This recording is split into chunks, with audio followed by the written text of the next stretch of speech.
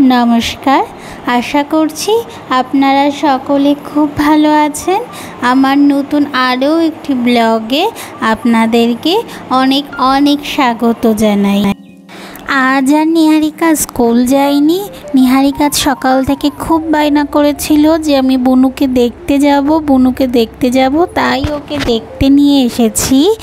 এসে দেখছি আমার দেওর ওর পাশেই শুয়ে পড়েছে, কারণ সারা রাত একটু ব্যস্ততার মধ্যে থাকে, ঘুমও ঠিকঠাক করে হয় না হসপিটালে, তাই না? তাই নিহারিকা ওয়েট করছিল কখন ওর বোন উঠবে, আর আমরাও এসে ডাকিনি। বেশ কিছুটা সময় হয়েছে আমরা এসেছি।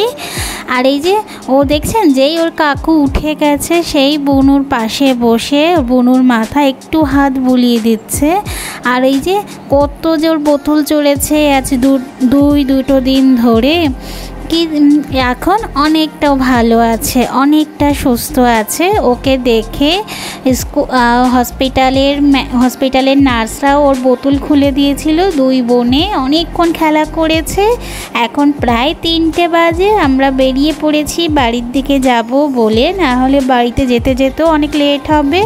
এখন আমাদের বাড়ির মেয়ে অনেকটা সুস্থ, হয়তো কাল পরশুর মধ্যেই ছুটি দিয়ে দেবে।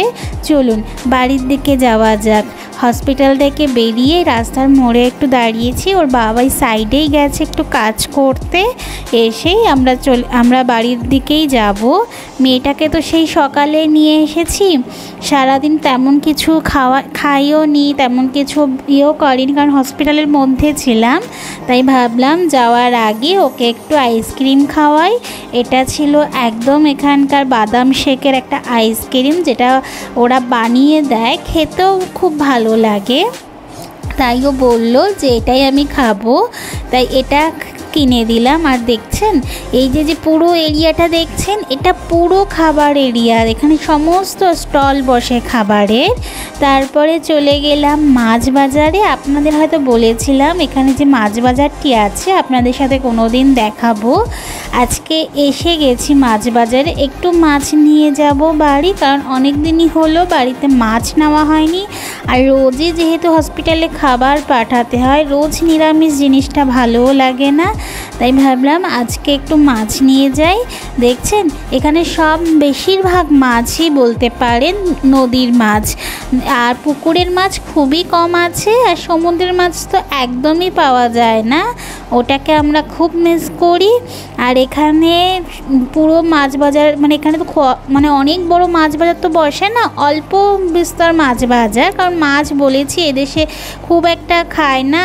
আর যেখানে সেখানে মাছ বাজারও থাকে না, একটি কম্পাউন্ডারের ভেতরেই মাছ বাজারটি। এখান থেকে কিছু কাল্লে মাছ, এটাকে বলে, আমি অত মাছ চিনি না, এখানে বলা হয় কাল্লে মাছ, তো আমি সেইভাবে নাম চিনি। আর এখন একটু শিখেছি মাছের নাম, তো সেইভাবে কাল্লে মাছ নিলাম, আর কোনো মাছ নেব না, কাল্লে মাছ নিয়েই আমরা বাড়ি ফিরবো। আর দেখছেন কত ছোট মাছ, এখানকার মানুষেরা বলে ছোট মাছ খেতেই পারে না কাটার ভয়ে, খালি বড় বড় রুই কাতলা পাঙাশ খায়। এই তো মাছ নেওয়া হয়ে গেছে। আর দেখছেন এইটুকু মাছ বাজার, তার মধ্যে বেশ কিছু মাছ আছে ধরুন।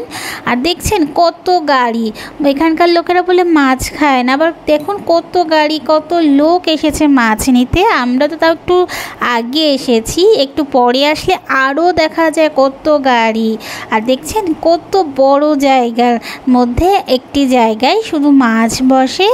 আর এই ধারেই আছে সবজি বাজার, এটি পুরো বিল্লার আন্ডারে, এটি পুরো বলা হয় বিল্লার কম্পাউন্ডারের আন্ডারে সব কিছু। এখানে বিল্লার আন্ডারে সিমেন্ট কারখানা থেকে শুরু করে স্কুল, মাছ বাজার, এমনকি বিল্লার আন্ডারে যারা কাজ করে তাদের যে ঘর, মানে বাড়িগুলো, সেগুলো আছে এর মধ্যে, সবজি বাজার। আর এই যে পুরো জায়গাটা দেখছেন, এটা কিন্তু বিল্লারই একটি স্টেডিয়াম আছে খেলার, এমনকি বিল্লা হসপিটালও আছে। তাহলে বুঝতে পারছেন কত বড় রোড, আর এই রোডগুলো কিন্তু বিল্লারই আন্ডারে নাকি বলা হয়। পুরো জায়গাটা অনেক দূর বিস্তৃত বিল্লার জায়গা। চলুন, সব কাজ শেষ, আজকে মাছ টাছ নিয়ে এবার একটু বাড়ির দিকে ফেরা যাক, কারণ বাড়ির থেকে তো সেই সকালে বেরিয়েছি। চলুন তাহলে আমরাও বাড়ি ফিরি। আজ তবে আসি, দেখা হবে খুব শিগগিরই অন্য একটি ব্লগে। ততক্ষণ ভালো থাকবেন, সুস্থ থাকবেন, সাবধানে থাকবেন আর সবার খেয়াল রাখবেন। তাহলে দেখা হবে খুব শিগগিরই। Tata, bye bye.